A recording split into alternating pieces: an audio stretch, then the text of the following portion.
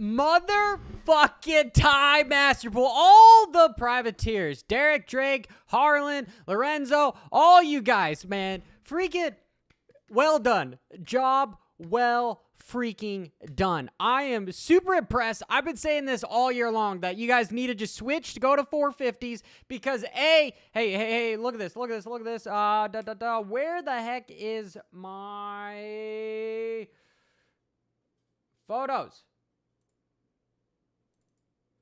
Look at this. The prize purse.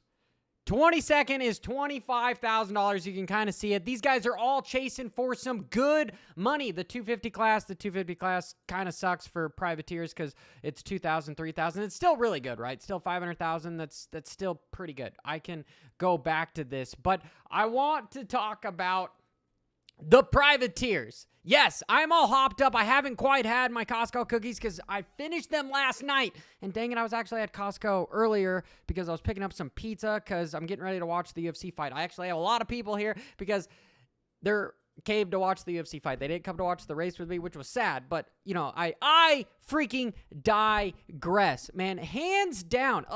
The broadcast didn't talk about Ty crashing in Moto 1, coming from dead last to 5th, getting around a lot of factory bikes. Okay, he got brake checked by AP. When was the last time you saw a brake check? I think the last time I saw a brake check was McGrath in like 96 to Emick because they, quote unquote, they didn't really like each other at the time. But there's a huge dynamic where the factory guys are nervous because they don't want to be beat by a privateer bike. And guess what the excuse is? I'm so laughed. I'm so like, I got the purple background. Everything's going well. Because the excuse was the suspension. Privateer bikes are set up softer, so therefore they're going faster. I'm like, guys, you guys have all this R&D. You don't think you could revalve the motorcycle to basically stock again if the privateers have such a big advantage? This year is just proving, right, that talent is one thing, but equipment is another. And these riders are getting closer to that. Yeah, there's a lot of guys that aren't here. And you know what the other thing is? I'll put it up on the screen again so that every SOB knows why the privateers are doing so well. And it's because they want to. They've got a reason to try to go fast. Because A, they want to beat the factory guys to potentially make an actual living for once. And two, a lot of them would love to finish the series with 50 grand, 135 grand, 30 grand. Like, that would change their lives. I'm talking, that will absolutely change their lives, okay? So the whole excuse of privateers are doing so well because their suspension is softer is ridiculous, in my opinion, right? They are just digging deeper. And the whole brake check between AP and Ty was a like, I want to say it's kind of a little bit lack of respect, right? It's interesting, you know, a privateer, you're just kind of not in the clue. And I'm not trying to create a narrative, but there's always narratives going on here, okay? But look at this screenshot after the race. You've got all the privateer guys going, oh man, that was close. Ty, who used to be a factory guy, did I say privateers? Factory guys, right? You respect the hell out of them, but you also want their equipment. And Ty is doing this own team, getting on a 450, and he's doing really well. The dude freaking qualified third. You know, I was super pumped at these guys for how well that they are qualifying, right? Qualifying third, and Derek Drake qualifying fourth. A bunch of these guys. Marchbank's on a 450, still doing really well. Harlan, who had a gnarly crash.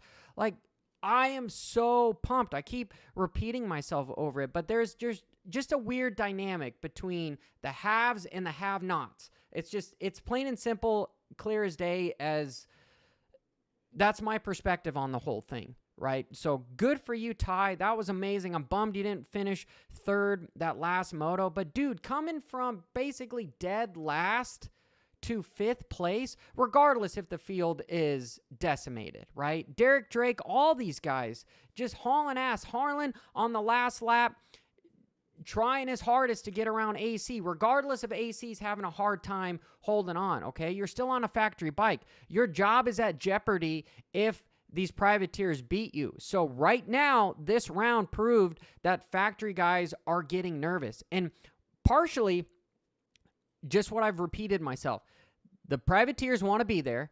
The factory guys may not want to be there. They want to maybe race the playoffs and then recover, right? They spend so much time racing and doing all that stuff. The most passionate people that I've talked to on my channel are the privateers. Whenever I have a privateer on board, I always ask him, what the fuck are you doing? Why are you risking your life, all the medical bills, and you're getting paid worse than minimum wage? You're spending money rather than making money. And all of them are like, dude, I enjoy riding my dirt bike. And for once, this is why I'm super pumped with the series, is these guys are now have an opportunity to freaking make a living finishing the year. A hard work, and you make, okay, that's 250. This is looking like a bad example. This is why guys are moving to the 450, right? I got my number plate up on the screen, so sorry about that. But you get the whole point, right? Is they're making some money. So that's the 450. I think I've ixnayed that deal. If we're talking about the 250s, I talked about in my live show. Let me see if I'm going to be able to desktop audio here. So let's go to screen, move this over here, pop this guy. I'm all doing this live, right? Jets winning, obviously, 450 class. 250 class, I'm going to go with Cooper. Let's say Cooper's going to win the. And I was really, really close on my hypothesis that Cooper was going to get it done. He crashed on freaking the first lap. You still had like 35 minutes for Hunter to breathe down your neck and potentially get the pass done. Yeah, but then Cooper really just hung back and didn't do anything. He was hanging back in about 10th place, right around with Deegan for the majority of the moto. And people were going, he found a second win, and, there was some speculating going on. And truthfully, my speculating as to why it took him that long is when you fall down, right? If you're a rider that falls down, your heart rate spikes. And you need if you're into any sort of heart rate monitoring or any kind of training, you know that lactate, once you pass that threshold, you are fucked, okay? So if your heart rate spikes, you need to make sure that it goes back down, especially even if it's even a 30-minute kind of sprint. You need to get things back under control, and that's what Cooper did, is he was being a professional. He was being an elite endurance athlete by going, hey, I need to calm myself down a little bit. Okay, now I'm back within the proper zone that I could sustain this. Now I'm going to dig, right? I'm not going to let all this oxygen, blood rush through me and hit a wall. And then eventually, right at the end when he was pushing really hard, I think he hit the wall and wasn't able to completely get back on the podium. But still, that is how I saw it for that.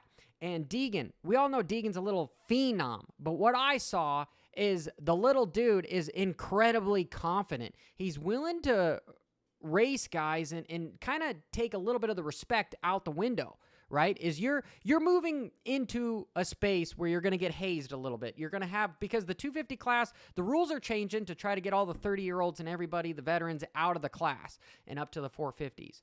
Okay, so it can be left with the Hymases, the Rider Ds, right? The Deegans, the younger kids to fill that class. I digress. And so there's a small little bit of a hazing between, hey, I've established myself here. You're not going to come up and beat me. So in order for him to combat that, he's kind of got to get in your face, right? As young men, we kind of try to teach our kids, somebody gets in your face, it's not okay to start a fight, but you need to kind of potentially finish it, right? I know that's politically incorrect, because the last thing you want to do is really start a fight. You need to go get an adult involved, and blah, blah, blah, blah, blah. But if it's fast thinking off your toes and somebody comes up to your little kid or on the playground, we've all been there, it's best to wait for somebody to swing at you and then finish it, right? Then there's some mutual respect gained. So Deegan is trying to create some respect. And if you see the way riders ride against him, well, they push it. Hunter pushed him around because he was being pushed around. He knew he needed to get back and almost took them both out. That's how I saw it. But then when you saw other guys racing, like, for instance, Joe, it was very respectful. Joe was taking the line, but he wasn't making contact. It was somebody that you could race all day long. And Deegan is a rider right now that I believe in order for him to win, yes, he's got speed to win. He's got to start from out front. He's got to go from first to finish. It was unfortunate, Moto 1, he got the whole shot, but then ended up falling down because the track is so incredibly rough. And I do believe that since Lakewood is my hometown track, and, you know, this is one of those scenarios where it's like, it's best, some of the best teachers are the ones that can't get it done. Well, potentially, if you've seen anything from my channel, I'm pretty analytical about stuff, and it's because I couldn't get shit done. But I've done a lot of studying in my life. And number one, Lakewood, you start in second gear, regardless of the altitude. Depends on what the tuning is or what. But for a privateer bike, you start in second gear. Because first gear, yeah, you might get a little jump on a wheel on somebody, but then you're going to get out-drugged 3 feet later. So if you're able to get a wheel on somebody and you don't have a rut in front of you and you can move and take the line from somebody, first gear would work for there. But then you got 38 other bikes that might pinch you off again. But second gear is going to give you enough pull to where you don't have to shift until 10 feet out of the gate, and you definitely still have enough torque, right? You're losing like 18% power being at 5,500 feet, okay? But I thought that was kind of, no, I don't believe that those guys are starting in first gear. It's second. Always have been second. The only time I've ever realized starting in first is little bikes. Little bikes, just because they're two strokes. And anyway, that is my perspective on that whole deal. And Lakewood is one of those tracks where, yeah, you do need to run a softer setup because it gets so hard pack and rutted in big, deep ruts. Okay, so for that, I always ran my stuff fairly soft and a little bit slower because of how big the bumps were. And I really liked the track design, and I do know that they ended up changing stuff out a little bit from there. But that's the way I saw it in the 250 and the 450 class. And, dude, I'm actually really pumped at watching the privateers. I am more excited of the 450 class, the privateers, than I am about watching anything else because it... This is funny. It tickles me pink to see that privateers are putting pressure on the factory guys. That is awesome. And way to go, MX Sports, in Feld, and everyone involved. Peacock, CBS, I know they're the ones that are the primary guys that are making it happen with the giant jump in purse money.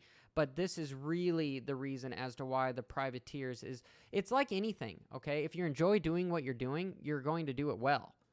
And these guys want to be there. They want to make some money. This is perfect. Absolutely perfect. So my hats go off to every privateer, and keep digging, guys, because at the end of the day, you know, you're going to be the one holding the trophy for the top 10, and it's not going to matter. Do you think Zach Osborne cares that he won a championship and it was during a series that was cut short, and the check still cleared and he still has a number 1 plate, right? Nobody can take that from him. Nobody can take this stuff from them. And I do find it interesting that both these guys, a lot of the privateers, not all of them, but some of them, okay, Ty, Derek, these guys had been on factory teams before and they were shut out. And so this really tells you that there is so much talent in the United States alone. 350 million SOBs that live here. There's probably a much smaller portion that ride dirt bikes because we're all kind of screw loose in the head here. But there's some really fast guys that can throw a leg over a motorcycle. And if you are a privateer, this is your best chance to get the best finish that you have. Yes, it is an opportunity. It is unfortunate that these guys are injured, okay? And I was going to potentially make another video about this, but I love this purse. But how freaking cool would it be to see like this PGA kind of style of a purse, but for, let's say, 6 rounds, right? 6 select rounds of the year, or just have a much smaller series of Supercross or motocross, and every single round, this was the kind of paycheck that they were getting, tell me that wouldn't make things more exciting, okay? But I'm gonna leave it there. I'm gonna leave it there because I gotta buy this UFC fight, right? And I'm super pumped for that too. I've had a crap ton of caffeine, if you can't tell, right? I'm all hopped up, not on Mountain Dew, even though I actually freaking love Mountain Dew. It's a lot of freaking sugar, man. A lot of sugar. But, you know, that's really ironic for me to say for somebody that gobbles down 7 Costco cookies. Don't try to get in a Costco cookie match with me because I will win. I will abso-effing-lutely win. I'm not afraid to throw up over Costco cookies because that shit is probably tastes just as good coming out as it did coming in. So until next time, this is Johnny Evan Hopper. Hey, appreciate every single one of you guys. Thanks for watching the show. You guys make this channel, make this exciting. Make sure you subscribe and hit that chat too. So, and if you guys see something different that I don't get, hey, you guys add value to this stuff. So, bra da da da da, whoa, whoa, whoa, da da.